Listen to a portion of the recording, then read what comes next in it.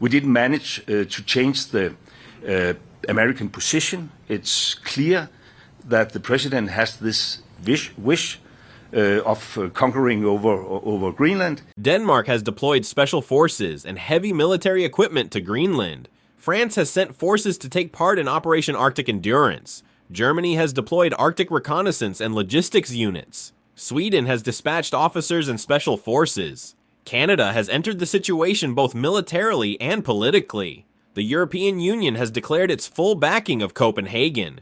This marks the first time in modern history that Western militaries have deployed en masse not to defend a territory from a traditional enemy, but from their own largest ally, an unprecedented situation created by Donald Trump's disruptive foreign policy.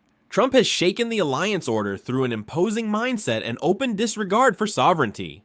President Emmanuel Macron confirmed that Paris joined Operation Arctic Endurance at Copenhagen's request, and stated bluntly that Greenland is not for sale and not to be taken. Sweden, despite not being a major military power, has still sent officers and special forces to Greenland following an official request from Denmark.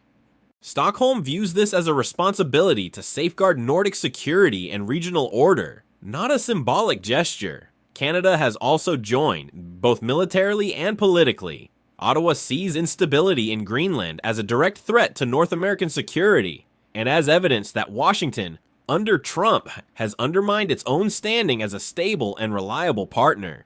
Germany has deployed reconnaissance forces, logistical support, and coordinated Arctic airspace monitoring. For Berlin, this is not just about Greenland, but a fundamental question about NATO itself if its most powerful member openly violates the core principles the alliance was created to defend. At the institutional level, the European Union has fully aligned itself with Denmark and Greenland. The message from Brussels is clear. Greenland belongs to the people of Greenland, and all decisions must be based on self-determination.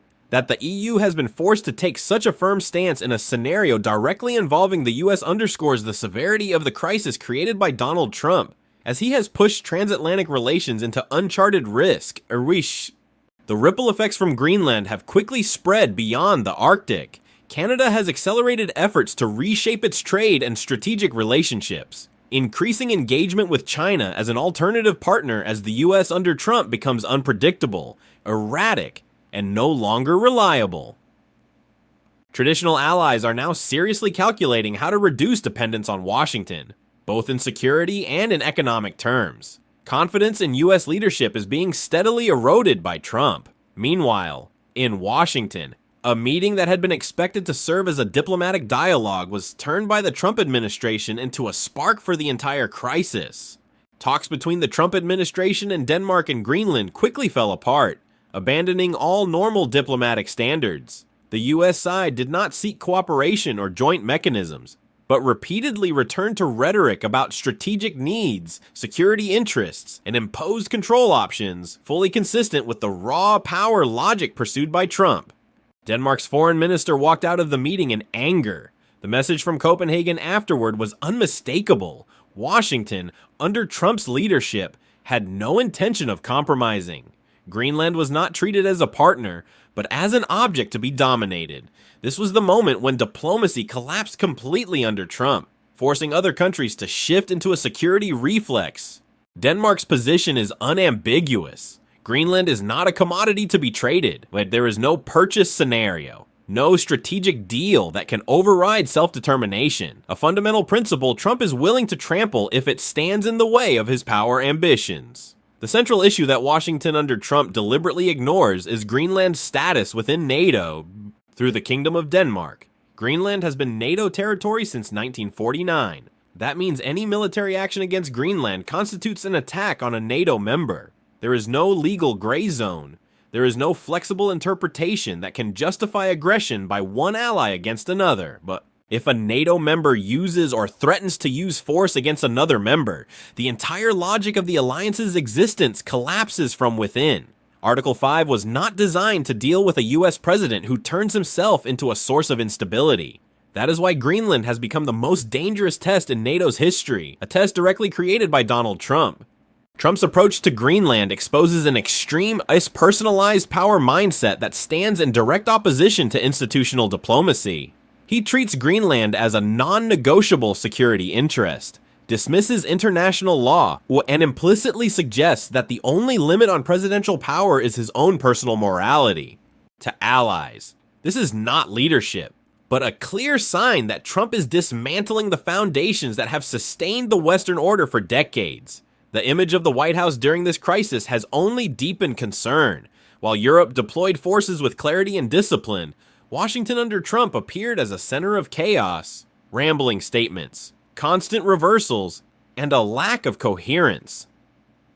Allies judge not only policy, but crisis management capacity, and at this moment, Trump's handling of events is visibly eroding trust. U.S. public opinion also does not support the escalation scenario Trump is pursuing. A majority of Americans oppose the idea of using force against Greenland, seeing it as pointless and dangerous.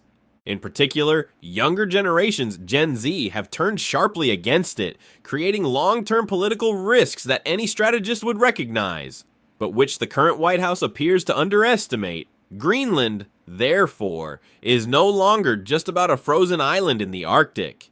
It has become a crossroads of power, alliances, and limits.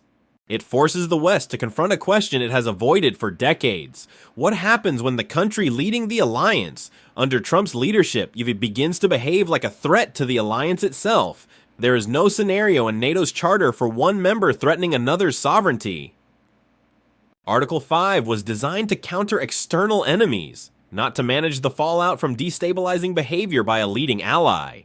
When Washington under Trump speaks of non-negotiable security needs regarding Greenland, it creates a paradox the alliance has no legal tools to resolve, and it is within that vacuum that fear spreads. As NATO is pulled away from its original logic, the entire Western order begins to tremble. Allies are not only questioning Trump's America, but also reassessing their own strategic choices over decades. Near total dependence on Washington was once seen as rational, even safe. Greenland has forced a painful re-examination of that assumption. But Canada is a clear example. As the closest ally of the US, Ottawa once viewed Washington as irreplaceable. But when instability emerges in the Arctic, a region directly tied to Canadian national security, the option of risk diversification is no longer theoretical. Canada's accelerated outreach to other partners is not betrayal, but self-defense in response to unpredictability from the Trump administration. A similar process is unfolding in Europe. Discussions about independent defense capabilities, once dismissed as unrealistic, are now seen as necessary contingency planning. No one openly talks about breaking with the US, but everyone is quietly preparing for a scenario in which America under Trump is no longer a reliable anchor. This represents the most dangerous shift in Washington's global position in decades,